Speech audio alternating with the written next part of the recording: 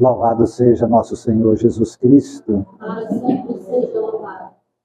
Amado Jesus, que a tua santa presença, Senhor, se faça nesta casa de amor. E nos corações, Senhor, de encarnados e desencarnados. E de onde vieram e como vieram, Senhor, possam encontrar e receber a tua paz, o teu amor. E que esta santa energia, Senhor, possa libertar-nos das amarras pesadas que nos algema as fragilidades do sentir e do existir. Reflete-se em nosso corpo físico as amarguras das nossas emoções e as perversas forças trevosas ocasionam-nos os conflitos do pensamento. O amor é o único caminho. Ainda somos, Senhor, aprendizes na forma de amar, pois só temos lampejos deste amor. Por isso necessitamos, Senhor, do teu amor verdadeiro, a dar-nos força, coragem, a dar-nos a perseverança e a dissipar as névoas escuras que obscurecem nossos pensamentos e sentimentos. Rogamos, amado Mestre Jesus, que tuas bênçãos santas e sagradas se estendam a todo lar, a família, aos familiares de cada um aqui representados. Rogamos que tuas bênçãos, Senhor, se faça na multidão de espíritos que ainda sofrem aprisionados aos encarnados nos processos difíceis da dificuldade de perdoar, ocasionando assim as simbioses obsessivas. No invisível sofre tanto o encarnado na terra quanto o desencarnado fora da matéria.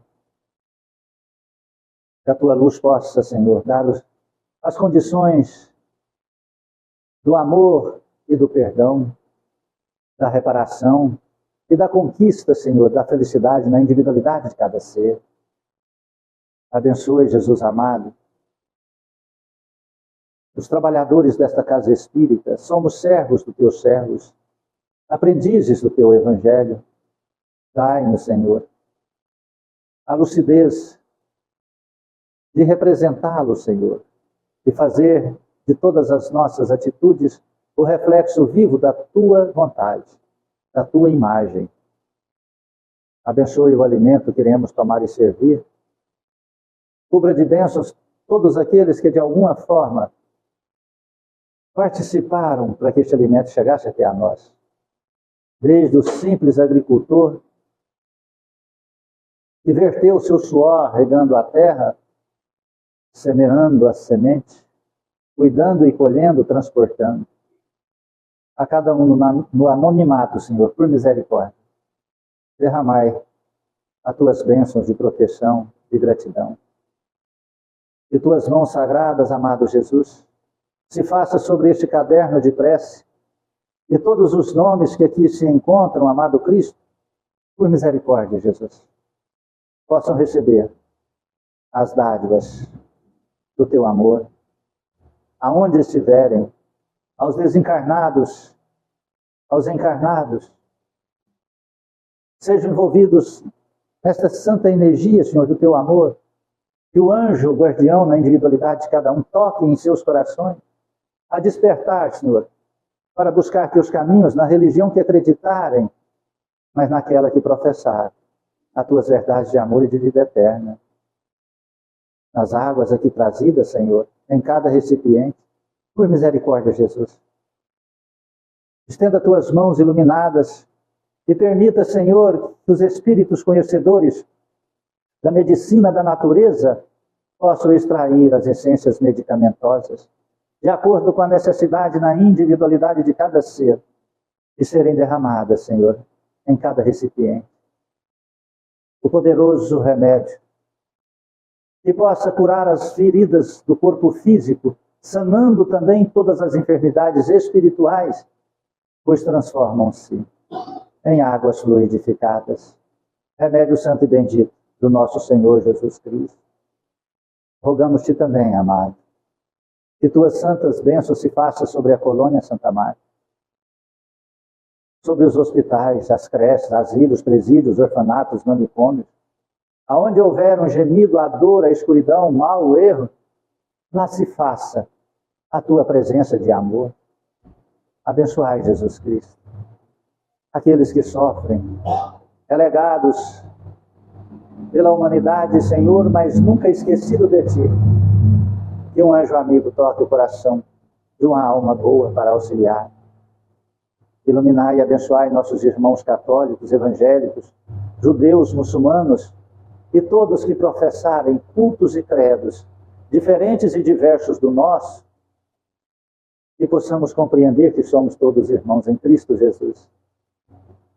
E na prática da caridade, possamos construir a irmandade fraterna do amor universal, como uma grande família, como filhos do mesmo Pai,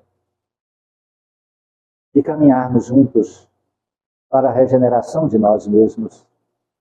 Abençoai nosso país querido, essa nação iluminada, que tem, Senhor Jesus Cristo, como missão ser a pátria do Evangelho, coração do mundo, que possamos abraçar, Senhor, a humanidade aflita inteira, e que teu Evangelho, Senhor, possa transformar-se em luz no coração de cada irmão desta humanidade aflita e sofrida.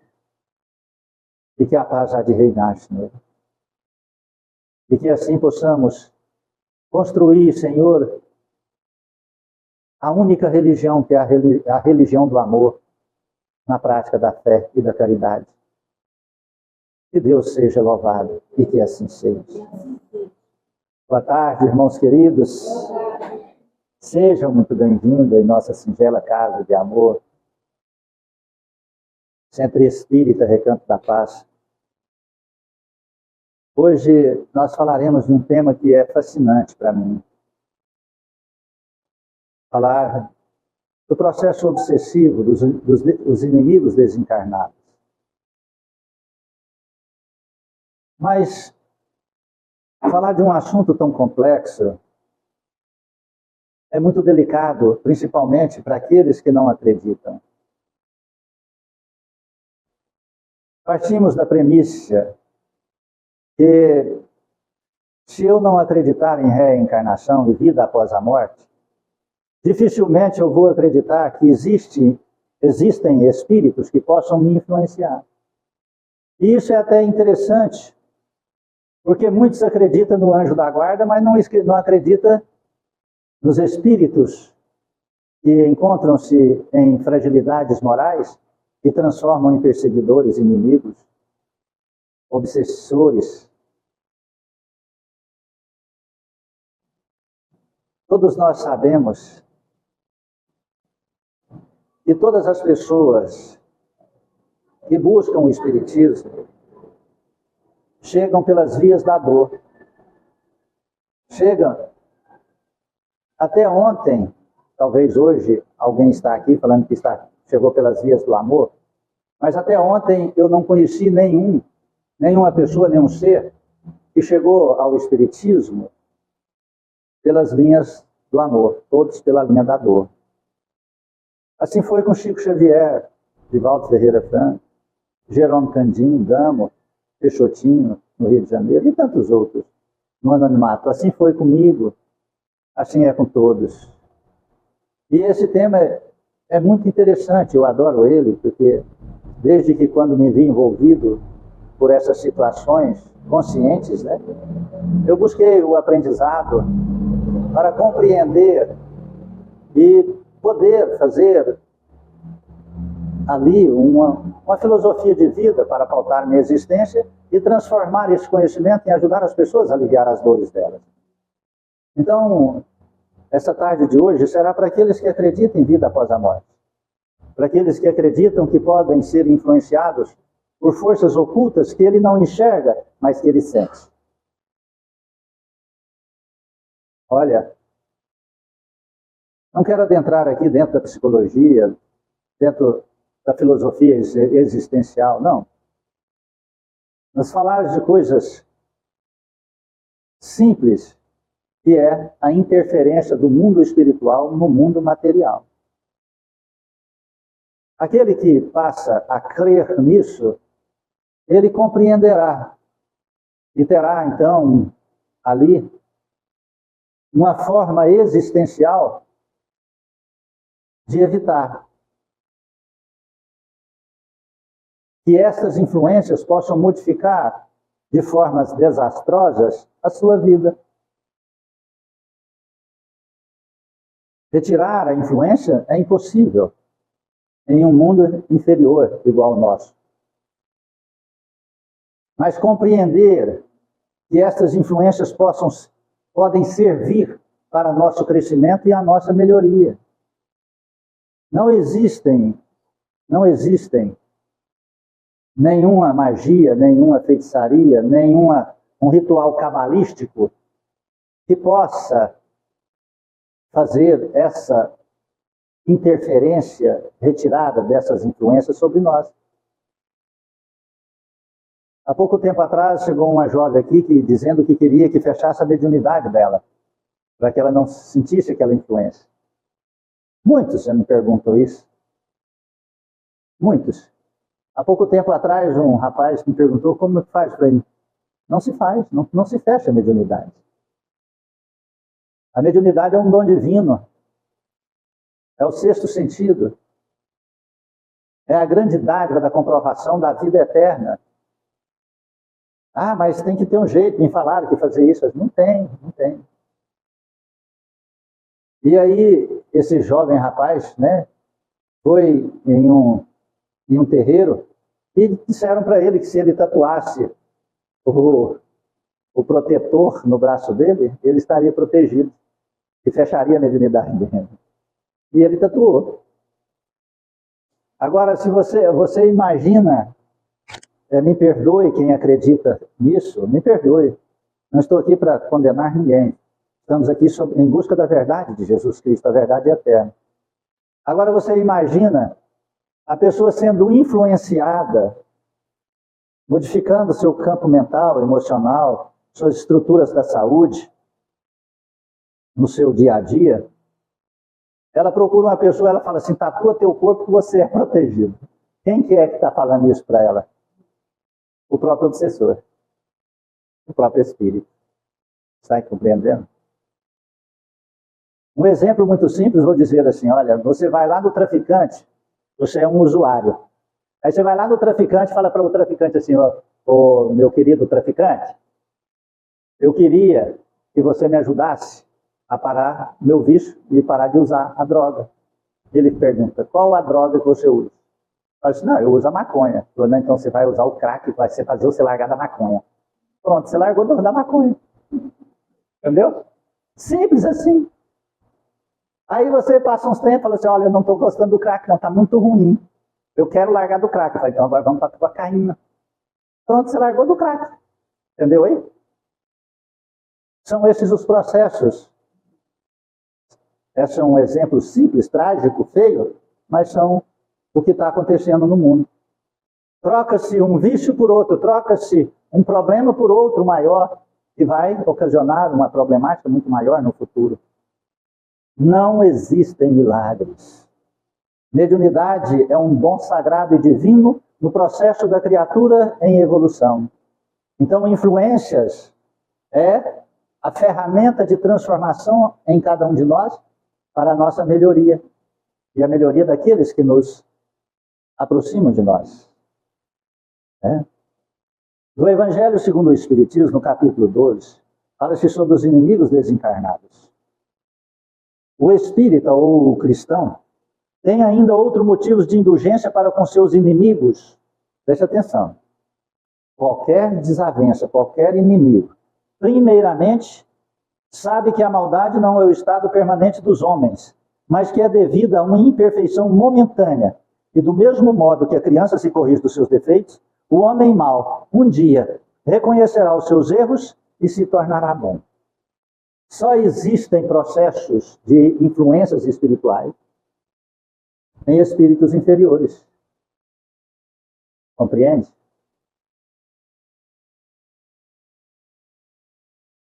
Essa jovem que disse assim, olha, meu pai me levou no centro de Chico Xavier e ele fechou a minha mediunidade. Eu falei, então por que você está aqui agora querendo fechar ela de novo? Se fechou, está fechado. Mediunidade não se fecha. É nas grandes diferenças do universo que o universo se harmoniza. Está compreendendo isso?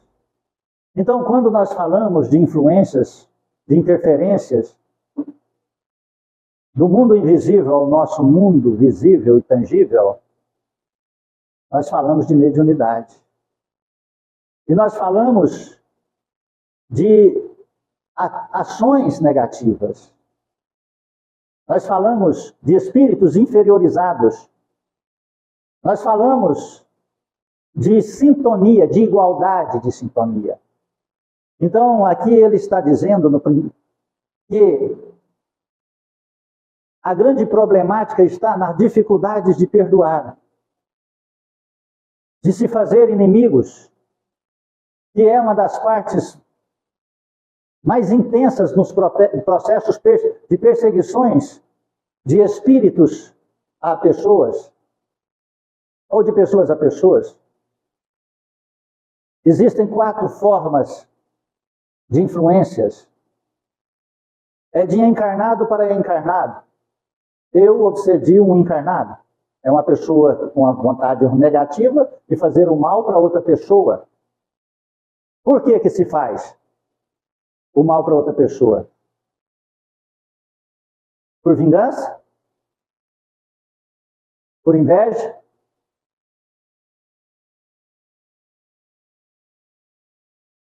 Compreende isso? Ou pela própria maldade daquele que quer fazer o mal. Às vezes não tem motivo, mas ele se acha no direito de fazer o mal a outra pessoa. Há muitos anos atrás, eu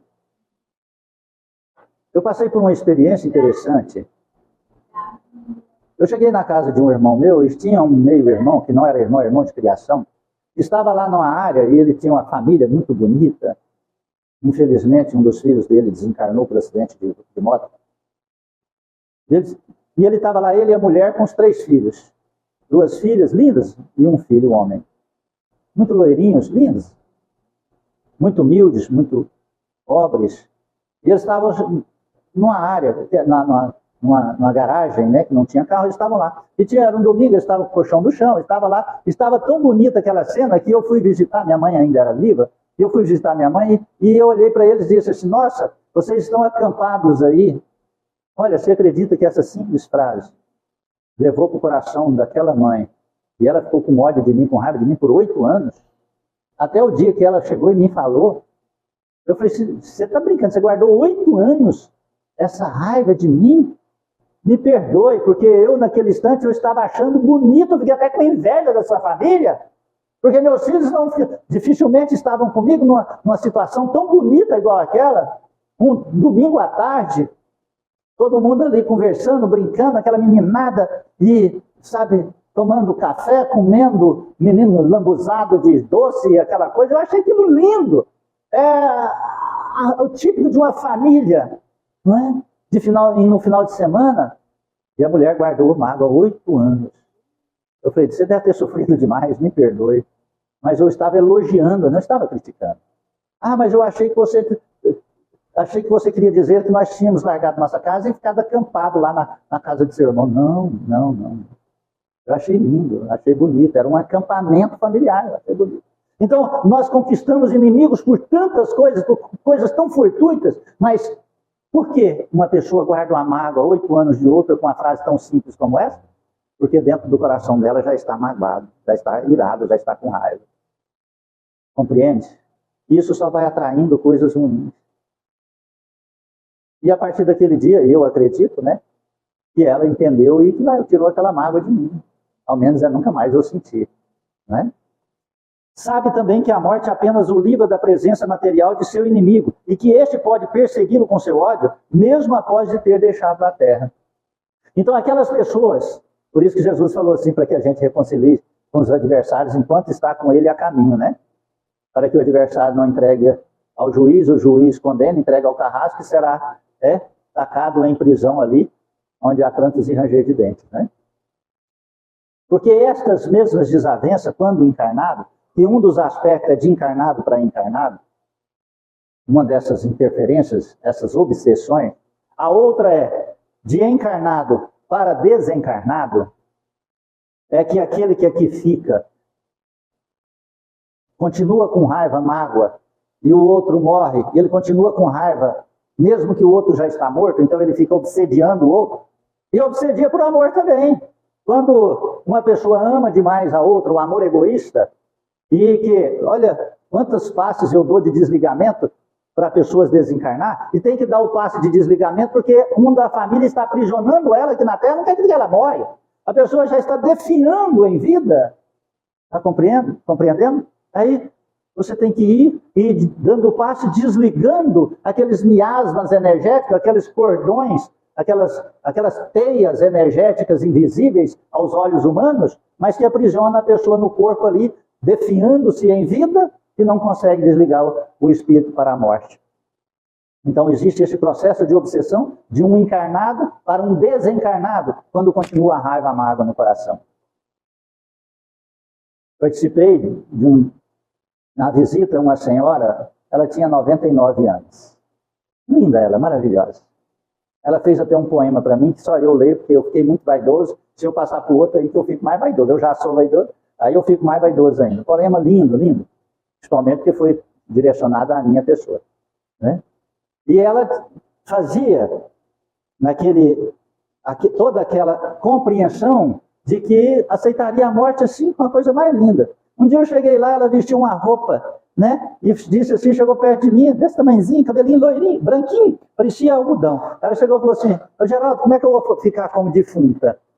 Eu falei, a senhora vai ficar linda. A senhora é maravilhosa, é linda. Então, ela falou, essa é a minha mortalha, morte, né, que eu quero que use. E não deixe de vestir a anágua, tem que ter anágua. Então, foi uma das critérios.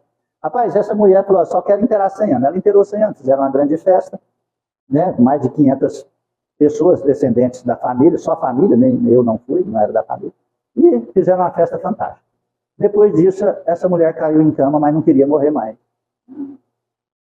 Olha, eu visitei ela por 4 anos, 3 anos, depois dos 100, até 103 anos. Essa mulher, eu dava passo nela, pensava, agora ela morre.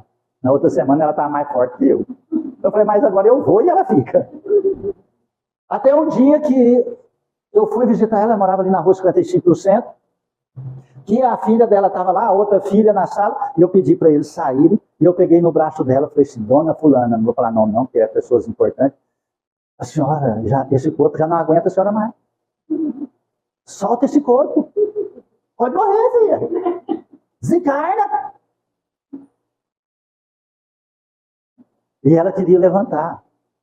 Eu até adaptei a cama lá no hospital, pus uma grade para ver, porque ela queria levantar, o tempo inteiro querendo levantar, debatendo, o corpo já não aguentava mais, deu câncer, retirou todo o útero ovário, e querendo levantar aí, naquele momento, então essa loucura, que é o espírito dela querendo ficar no corpo, ela sofreu por 3 anos, e a família também.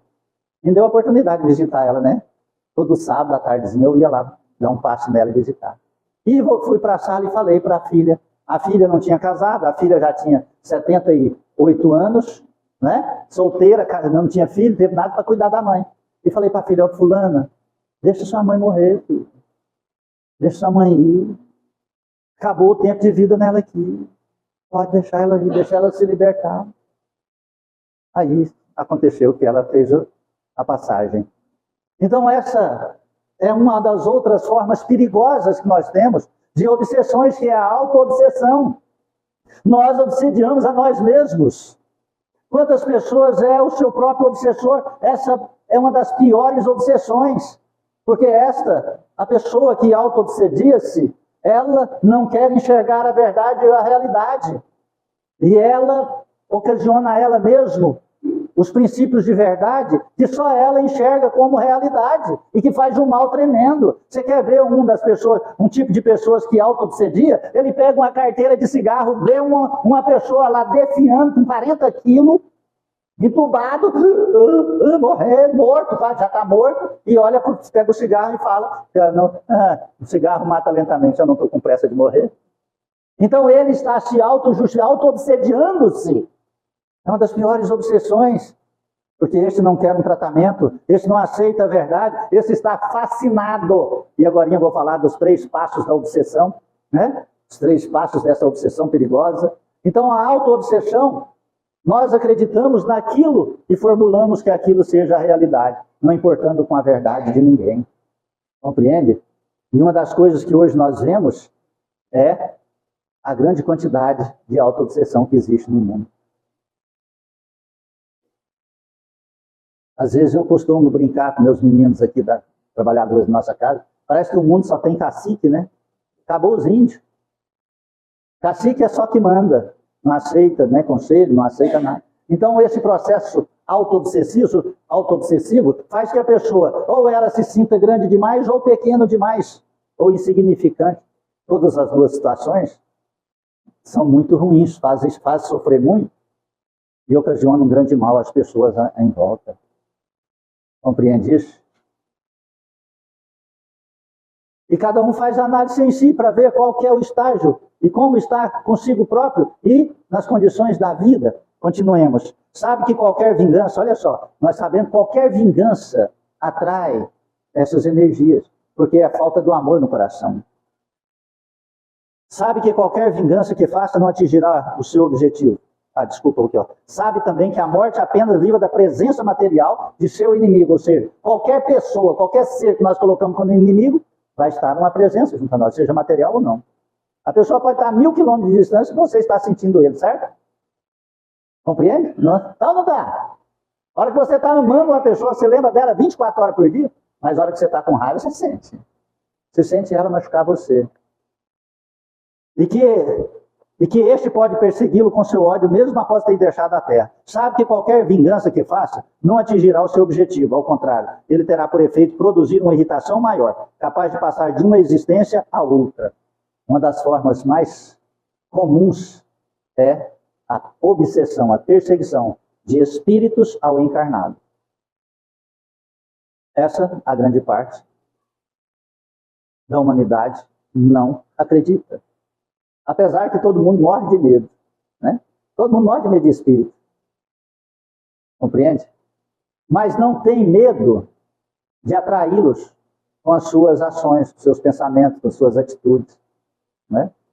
Não tem medo de atraí-los pela dificuldade, a falta de orar, de rezar e de ter atitudes cristãs. E eu digo mais ainda, existe uma grande pandemia espiritual de obsessão no mundo inteiro. Cada um num estágio obsessivo, cada um numa forma obsessiva. São os pais obsediando os filhos. São as obsessões pelos internautas. Essa semana agora foi preso um homem aí, ó, em Goiânia. Eu não vi a reportagem inteira, só por informação, de que ele influenciava as jovens a auto-machucarem, mutilarem-se. Você já imaginou um jovem se auto-machucando ou mutilando? Por que está fazendo isso? Pelo um processo obsessivo. Qual que é a lógica disso? Se o jovem hoje cultua a beleza, você vê jovens aí arrumando cabelo, gasta uma nota com shampoo, gasta horas para ir para a escola, levanta 1h30 antes de ir para a aula, para arrumar uma beleza, para depois automutilar-se. Só pode haver uma explicação. Há um processo obsessivo muito sério. E quando isso acontece, geralmente aqueles que estão em volta passam a alimentar esse processo obsessivo com outras obsessões. Com facilidade, com auxílio, com medicamento. Mas nunca, dificilmente, raro, com a luz da verdade. Olha, isso não é seu, você está passando por problemas obsessivos, vamos buscar um tratamento espiritual, vamos buscar um auxílio espiritual, vamos orar, vamos rezar, vamos fazer caridade, que são os antídotos contra a obsessão. Não. Ah, dá uma viagem de presente, leva para o shopping, leva isso, leva tudo. Tudo que as trevas querem. Agradar o prazer do corpo. Compreende isso? E esses espíritos influenciam o encarnado, que o encarnado vai influenciar as pessoas. Está uma loucura mundial. Olha, quantas pessoas ligam para mim durante a semana pedindo ajuda, quantas pessoas falam, Geraldo, eu estou passando mal, querendo suicidar, vai lá, vamos lá, eu te atendo. A pessoa não consegue vir. Não consegue por causa de quê? Por uma coisa muito simples. Você sabe por quê? Porque não quer. Porque não quer. Porque consegue ir no médico e tomar um remédio de tarja preta. É muito fácil isso. Não estou dizendo que não deva tomar, tome, mas ele não vai resolver. O que vai resolver é a evangelização, através de um auxílio espiritual, que vai conversar com o encarnado, evangelizando, e com o desencarnado, evangelizando, fazendo a luz da compreensão. Mostrando o grande problema que ocasiona entre ambos, e para ambos, tanto o encarnado quanto o desencarnado sofrem do mesmo jeito. Sabe que qualquer vingança que fará não atingirá o seu objetivo, ao contrário, ela terá por efeito produzir uma irritação ainda maior, capaz de passar de uma existência a outra. Cabe ao Espiritismo provar pela experiência e pelas leis que regem as relações do mundo visível com o mundo invisível, que a verdade, pois a verdade é que a expressão extinguir o ódio com sangue é completamente falsa, pois a verdade é que o sangue realimenta o ódio, mesmo além túmulo, na erraticidade. O Espiritismo apresenta, em vista disso, um argumento positivo, uma utilidade prática no perdão e no sublime ensinamento do Cristo. Amai os vossos inimigos. De fato, não há coração tão perverso que não se deixe tocar pelas boas ações, mesmo a contragosto. Pelas boas ações, elimina-se o motivo da vingança contra um inimigo e pode-se fazer dele um amigo, antes e depois da sua morte. Com os maus procedimentos, o homem irrita seu inimigo, que então se constitui em instrumento da justiça de Deus para punir aquele que não perdoou. A grande problemática dos processos obsessivos, e nós estamos próximos de comemorar agora a Sexta-feira da Paixão, não é? Que será na sexta-feira que vem, não é? E que nossa casa e o mundo comemora como ovos de chocolate. E o Espiritismo não acredita em ovos de chocolate. Nossa casa faz coração de chocolate. Nós doamos. É uma forma de aprendizado na caridade para nós. Não que nós acreditamos e nós não vendemos, nós doamos. E na Sexta-feira da Paixão, nós vamos confeccionar, isso é até em forma de coração, nós confeccionaremos os corações de chocolate e doaremos no sábado para todas as pessoas que aqui virem, não é?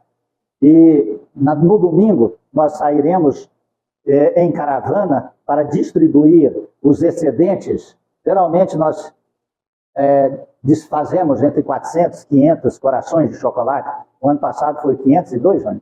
502 corações de chocolate, recheado lá com balinhas e guloseimas. Uma coisa muito linda. Então, o mundo se converteu numa tradição material e antecedendo a essa prática material de ovos de chocolate, de vendas, onde uma barra de chocolate no ano passado custava R$13, agora já custa 30, por este processo comercial, aproveitando a inocência das pessoas, nós lembramos que antes disso tudo, fazia-se na Páscoa, que comemora a ressurreição de Cristo, o grande processo obsessivo da humanidade. Foi num evento como este que as forças trevosas desceram sobre a terra e envolveram as pessoas incrédulas, descrentes, e em praça pública fizeram elas louvar um assassino e soltando-o, porque era um dia onde dava-se a graça da liberdade a uma pessoa o perdão a uma pessoa que tinha errado muito.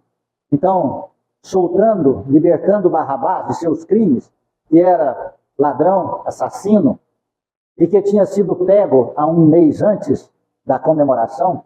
Ele tinha, com seu bando, investido sobre uma caravana que iria para aquele evento e matado crianças, espoliado os bens e abusado de mulheres. Tinha sido preso pelos soldados romanos e ele foi agraciado com o perdão de Cristo Jesus, sem nenhum erro, pecado ou crime, foi condenado a ser crucificado. Mas antes de crucificá-lo, açoitado, injuriado e humilhado no meio de povo que aplaudia aquele inocente. Então eu pergunto a vocês, qual a lógica se não entender e compreender que isso era um problema obsessivo, coletivo, obsessão coletiva, que influenciou o psiquismo de toda aquela comunidade. Nós voltamos para os dias de hoje. Nós estamos vivendo não mais como este processo de levar alguém à cruz ou de fazer a sua morte. Não, mas um processo obsessivo de influenciar, modificando o curso da verdade, aonde as pessoas deixam de amar, deixam de acreditar e colocam-se como inimigos dos outros. São inimigos dentro dos lares, porque acentuou-se os melindres, acentuou-se as ingratidões, acentuou-se as sensibilidades. Então cria-se esse processo obsessivo familiar, onde a família se transforma em inimigos e algozes uns dos outros, separando-se um dos outros, e todo mundo querendo ser amado, mas não amando ninguém. E as coisas básicas e simples transformam-se em processos de guerras e que até outros de fora começam a influenciar os problemas dentro do lar, dentro da família. Acentuando drogas, sexualidade, bebidas, ociosidade. As crianças, hoje tidas como imperativas, jovens, adultos com TDAH, tudo com falta de serviço, de trabalhar, de ocupar-se. Não podem mais as crianças ajudar no núcleo doméstico. E aí essas crianças imperativas, ou seja, repletas de energias, porque a alimentação é superabundante. Quantas vezes uma criança se alimenta por dia? Na minha época a gente comia 3 vezes. Era de manhã, no almoço e janta. E aí de você se não caçasse goiaba verde você comer, né? Você comia até raiz, né? Mas a criança hoje come de 10 em 10, 15 em 15 minutos, então tem uma força descomunal fisicamente, mas vem o processo obsessivo, diz, ela pode só assistir celular, ela pode só ficar na frente da televisão. E aí cria-se esse processo obsessivo da preguiça e distancia das verdades de Cristo. Nós estamos falando de amor, nós estamos falando de perdão, nós estamos falando de obrigação. Quando nós falamos de obsessões, nós temos que entender. E os espíritos, que já não estão nas vestes físicas, que já não estão nesse corpo físico, eles precisam do encarnado para se sentirem vivos, para se sentir as mesmas condições da matéria. Então eles fomentam essas brigas, essas raivas, esses melindres, essas dificuldades de amor, essas dificuldades de amar, essas insatisfação, onde tem tudo, e despreza tudo, e não quer nada. Está compreendendo? Aí cria-se uma insatisfação pessoal. Olha-se no espelho, eu sou extremamente feio. Vai lá, arruma a arcada dentária, coloca implante, põe plaquetas, põe até dente de ouro igual eu fiz, né? E põe tudo quanto é coisa para ficar mais bonito, mas fica infeliz dentro de si, odiando aquelas pessoas à sua volta, cara feia, cara fechada, e o coração chagado. E aí esses espíritos aproximam e começam a incentivar as situações perversas e negativas, porque quanto mais perversa e negativa, mais ele está dominando a criatura encarnada. Está compreendendo isso? Você sabia que 85% dos seus pensamentos não são seus? 85% do que você pensa não é seu. Só sobra 15%. Eu estou falando das pessoas equilibradas, tá? Tem algum aqui? 85% dos seus pensamentos não são seus. Vou tomar emprestado aqui a pergunta 459. Eu não precisaria ler não, mas eu quero ler ela na íntegra. Porque essa aqui tem 30 anos que eu vivo ela. Os espíritos influenciam sobre os nossos pensamentos e em nossas ações muito mais do que vós pensais. Por ordinários que são, eles é quem vos dirigem. É a resposta. Está entendendo isso? Está compreendendo isso? Os espíritos os influenciam muito mais do que nós acreditamos, porque são eles que estão nos dirigindo. Eu estou falando dos espíritos inferiores, tá? Porque espíritos superiores, eles só ventilam em nós o conselho. Eles não falam para nós o que fazer. As trevas falam. Olha lá, o seu marido está te traindo. Olha lá, ele não chegou tarde porque ele passou lá na outra. Olha lá, ó, que a pessoa está com raiva de você. Olha lá, ó, que a pessoa não gosta de você. E começa. Ó, se você sair na rua, você vai ser roubado. Ó, não vai lá para o centro não, porque os espíritos vão te pegar. E ele já te pegou. Mas não quer que você vá. Não, vai lá naquela igreja tal, que lá te liberta. Aí você vai lá na igreja tal, tá lá um som alto, a música, guitarra, bateria, e todo mundo gritando e pulando, e alguns até tomando um chazão lá doidão. Aí uns ainda falam, em rede nacional, que aquele chá não é alucinógeno. Você tem visões, mas não é alucinógeno, tá bom? Você só tem visões. Eu nunca tomei nada de alucinógeno, então não sei dizer o que é isso, Eu já nasci doido por natureza, não precisava tomar nada, Eu só tinha que me consertar. E ele diz, aí temos pensamentos que nos são próprios e outros que nos são sugeridos. Vossa alma é um espírito que pensa. Não ignorais que vários pensamentos vos alcançam ao mesmo tempo, sobre o mesmo assunto e frequentemente bem contrários uns aos outros. Então há sempre de vós e de nós, os espíritos. E é isso que coloca na incerteza, posto que tende em vós duas ideias que se combatem. A nossa razão e a das trevas que querem nos influenciar para o mal. Está entendendo isso? Existem 3 aspectos. Uma conversa dessa aqui tinha que ser, uma vez eu dei uma palestra de 6 horas sobre esse assunto. Mas nosso horário não permite isso. Existem 3 etapas da influência espiritual. Antes de falar as 3 etapas, vou só dar aqui a grande dádiva, de como nós nos libertarmos, que é na pergunta 467 do Livro dos Espíritos. Pode se libertar da influência dos espíritos que nos incitam ao mal? Sim, porque eles não se ligam senão aos que os solicitam por seus desejos ou atraem por seus pensamentos e sentimentos.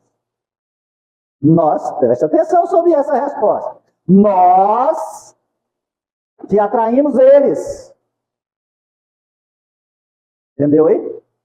Aí vem a parte mais complexa. Qual que é? Porque nós não aceitamos essa verdade. Aí nós queremos fechar a mediunidade, Nós estamos igual aquelas crianças que o pai vai danar com ela faz assim. Nós não queremos escutar a verdade. Nós somos igual aquelas criancinhas que vai brincar de pique-esconde e fala assim, Coach, pode me procurar, mas não saiu do lugar. Aí, achou, Nós estamos assim, com os ouvidos e com os olhos vedados para a verdade de Cristo, a eterna, a que nos liberta. Existem 3 passos sérios no processo obsessivo. Primeiro, influência. Nosso coração, ele tem, nossos sentimentos, ele tem uma poderosa energia que se chama vontade. Essa vontade, ela se transforma no desejo. O que é uma prece? A prece é a vontade de uma criatura encontrar com algo, ser ou criador, Então, a prece é uma invocação dessa vontade. Mas a prece, essa invocação, essa vontade, não quer dizer só criatura Deus, não. Pode ser a vontade. A pessoa tem uma vontade de beber uma bebida alcoólica. Então ela invoca como uma prece esse fator energético. E essa vontade, ela atrai uma pessoa ou um espírito que vai contribuir com ela para que aconteça aquela situação. É um exemplo que eu estou dando. Então a influência, a obsessão começa com uma influência espiritual, nascido da nossa vontade íntima. Muitas vezes essa vontade, ela está até alheia à realidade dos nossos pensamentos, porque ela está aqui. Ainda ela não foi formulada, arquitetada a forma de se fazer. Compreende isso? Quando uma pessoa arruma-se, ela está sozinha, ela arruma-se, embeleza-se, passa um perfume atraente, então ela já está com a vontade de arrumar, atrair uma pessoa para ela. Compreende isso? Quando a pessoa está com vontade de dançar, ela não vai para a igreja, para um centro espírita, vai? Ela não vai para o centro espírita. Mas ela é muito fervorosa, temente a Deus, então ela procura uma religião onde tem dança. Entendeu aí? Compreendeu aí? Nascida de uma vontade. Mas ela não está procurando Deus.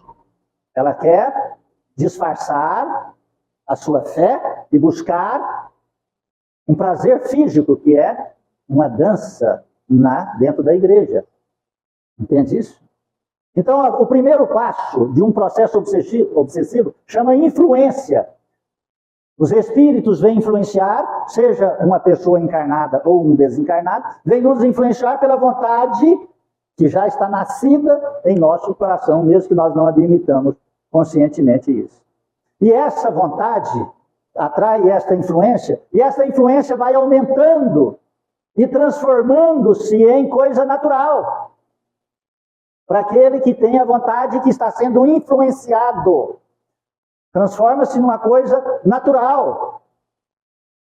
Compreende isso? É igual uma pessoa começa a ter uma baixa estima. Então ela começa a reclamar da vida, ela começa a falar que ela é feia, ela começa a ficar em pensamentos negativos. Eu conhecia, naquela época a gente ainda ia em banco, e eu tinha uma gerente, que era gerente da minha conta, e eu ia lá, ela me atendia, e ela um dia descobriu que eu era dirigente, coordenador espírita, e ela foi desabafar. Era uma jovem, na casa dos seus 30 anos, uma galega, uma loira desse tamanho, mas um monumento de mulher, mas a mulher era bonita. Pensa numa mulher bonita. E ela achava-se feia e era depressiva. A mulher morava na T4 do setor Bueno, gerente de banco. O marido dela era gerente estadual do Banco Itaú. Ela tinha chácara extraordinária ali chegando em Hidrolândia. Ela me mostrava as fotos de final de semana quando eu ia lá no banco. Ela ficava uma hora e meia me atendendo, né? Atendendo. Eu estava atendendo ela. E ela fazia viagens e ela entrava em estado depressivo. Eu falei, busca um tratamento espiritual, mulher. E ela se achava feia, se achava em baixa estima e que ninguém gostava dela e que isso, aquilo outro. Foi até ser despedida do banco pelas suas crises de depressão profunda. Então, o que levou uma mulher, que leva uma pessoa, uma mulher, um ser, olhar no espelho e não agradar-se com a imagem desse corpo que ele tem? Qual é o sentido de beleza? Qual é o sentido de perfeição na Terra? É a opinião de alguém. Então, a baixa estima é quando você começa a entrar nesse processo de influências espirituais, alguém está te indo contra a sua própria concepção, sua própria realidade, e colocando você para baixo. Isso é uma obsessão. Isso é uma obsessão. Vai gerar uma situação muito ruim. E esse processo, quando inicia-se numa influência, ele vai crescendo. crescendo. E depois de muitos e muitos e muitos passos de influência e de crescer, ele transforma-se no segundo passo obsessivo, que é sério. Aí já começou a ficar muito sério. Que chama-se fascinação. É o segundo estágio do processo obsessivo. Fascinação. Foi aquilo que aconteceu na festa de Páscoa com Jesus Cristo. As pessoas ficaram fascinadas. Elas acreditavam que a mentira era a verdade. Elas acreditavam que aquilo tudo era verdade. Que Cristo, mesmo inocente, tinha que ser condenado. Que Barrabás, mesmo culpado, assassino, estrupador, tinha que ser libertado.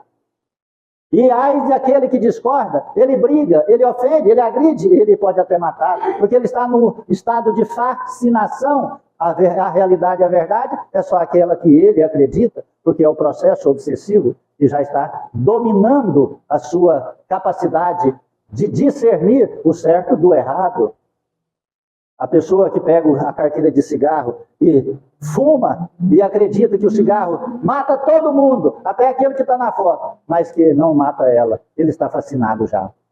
Aquela pessoa que pega um copo de cachaça, pega um carote de pinga e bebe, falando que aquilo vai acalmar ela, que vai abrir o apetite, ela já está fascinada. Você está entendendo? Aquela pessoa que mente, aquela pessoa que tem ódio e raiva e justifica o ódio e a raiva, você já viu? Você já viu? Não vou dizer mediunicamente, vou dizer cientificamente o que o ódio e a raiva ocasiona no núcleo de suas células. Não? Vai lá no Google e pergunta. Vai lá no YouTube. Fala o que a ciência fala que acontece nas células da raiva e o ódio da pessoa que sente. Você vai ficar assustado com o que acontece dentro de suas células. Compreende? Então, a pessoa fascinada, ela defende o seu erro, ela defende a sua forma errônea de existir. As pessoas fascinadas ainda têm condição de ser auxiliado nos processos de tratamentos espirituais.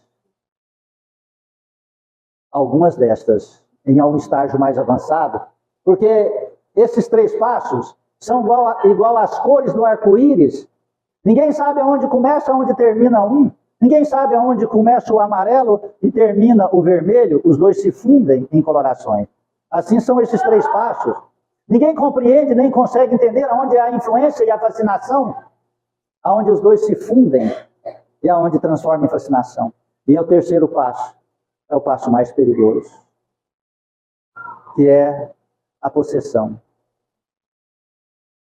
A palavra possessão, ela está errada nesse termo, porque o espírito não toma posse do nosso corpo, ele toma posse da nossa vontade. Então, o processo de possessão designa-se que a criatura não tem mais vontade pessoal, apenas ela é instrumento de forças de mentes que está além da sua vontade pessoal. No processo de fascinação da metade, poderíamos dizer da metade para frente da fascinação, para a possessão, são onde entra os remédios inibidores e controladores da vontade e do pensamento. Aí é só o tarja preta. O tratamento espiritual auxilia, melhora, mas quando chega em estágios possessivos, já lesou grande parte do processo do sistema nervoso da criatura. Dificilmente, nessa encarnação, em uma encarnação, ele conseguirá ficar livre desse processo obsessivo. Aí está uma pincelada da influência. Vigie, então, teus pensamentos, vigie a sua vontade. Passa tudo pelo crivo da razão. Vai fazer mal a alguém? Faz mal a mim? Então, isso é coisa do mal. Não aceito. Ciúme, desconfiança, inveja, sexualidade desregrada, raivas contidas, sensibilidade de se sentir culpado, de se sentir ofendido, de se sentir magoado. Uma das situações que atraem processos obsessivos, ingratidão. Você se sentir que as pessoas que você auxiliam, faz o bem, são ingratas com você. É um dos primeiros passos para o processo obsessivo. Nunca chegará na possessão se não iniciar-se na influenciação. Corrija a influência e você não será fascinado. Corrija a influência e você não será possuído pelas forças perversas e negativas. Saiu aí o segundo filme de André Luiz, que é o segundo livro dele, Os Mensageiros. Assistam. No primeiro filme, O Nosso Lar, mostrou a grande problemática do ser encarnado e desencarnado. O segundo filme, Os Mensageiros, mostra para nós o grande processo obsessivo em cima até das pessoas que foram escolhidas para serem os mensageiros de Jesus na face da terra. Compreende? Aquela mensagem de Jesus. No final dos tempos, haverá falsos cristos e falsos profetas que confundirão os justos e influenciarão até mesmo os escolhidos. Entende aí? Cuidado nessa influência, nessa fascinação, nessa possessão que a humanidade quer nos envolver, a te envolver. Inicia-se tudo no processo de influência e achar que tudo está normal. Não pense você que você começar a ter ciúme é normal, ter raiva é normal, ter inveja é normal, ter dor é normal.